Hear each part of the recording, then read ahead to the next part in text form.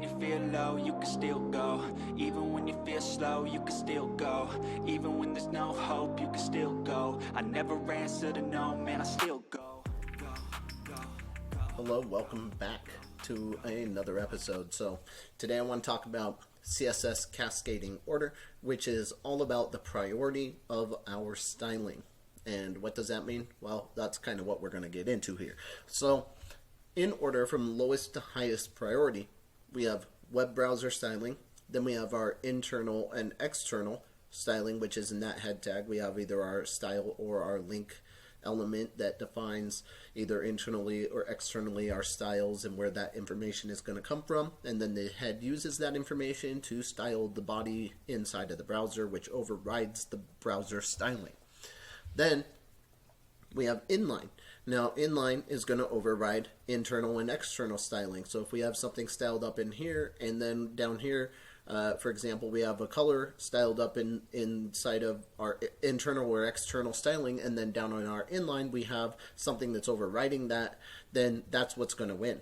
And then we also have something called important, which right here, as you can see inside of CSS, we target our selector, we give it our property inside of the declaration, we give it the value, and then before we give it the closing semicolon, we're going to put exclamation and then lowercase I important. And that's going to override all of these other things. So let's take a look at what that looks like. And this is the document, the last that we left off, and this is the CSS, the last that we left off. And what I want to do is I want to give you just a very brief introduction to basic cascading, and that's all this is the cascading or order. And we'll talk about this little thought bubble here in just a second. But the cascading order right now, we're not messing around with too many H3s. So let's actually duplicate this a few times. And now we have a few different H3s, and let's see what that looks like. Inside of our browser, our H3s are basically all the same right now. They're just styled by the browser, and so there's that level. And we have the web browser styling, and then we have internal and external. So internal and external is the link tag up here. That's going to be external, which leads to this CSS. And so right now we can go in here and we can say our H3, what we want is color, and we're going to say blue. And then we already are linked there, so we're good. So we come back here and the color is blue. Then if we say our H3 color orange, well, what happens is now this is orange. And why is that? Well, that's because this was drawn first and then this was drawn second. So whatever's drawn last is ultimately what gets colored.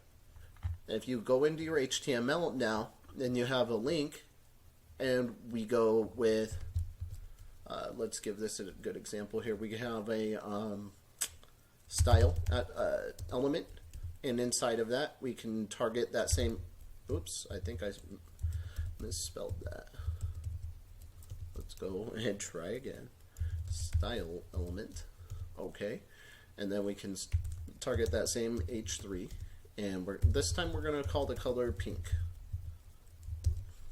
But wait, it didn't change. Why is that? Well, for the same reason that I mentioned before, inside of this, the last one drawn wins. And so up here, the style tag comes before the link, so internal before external. And if we arrange that differently, where now the external is before the internal, now the internal is going to be drawn last, and now our H3s are pink. And so it's cascading downward. It goes into the link to the external. It's going to read down here, it's going to color it blue. Then it's going to read this and it's going to color it orange. And then it's going to come in here and continue reading down, and it's going to see this style and it's going to change it pink. Then inside of any one of these H3s, if I want to override a particular one or all of them, then I could say color and I could say black, back to black. And that one will be black because it overrides all of the others. But then if I want to come in here and I decide, you know what, definitely all H3s, no matter what, it's really important for what we're doing here that all H3s remain orange. So then I'm going to put that exclamation, and I'm going to use the important indicator, and that's going to override everything. And now everything's going to be orange. It's going to override the inline. It's going to override everything. And this is bad habit, by the way.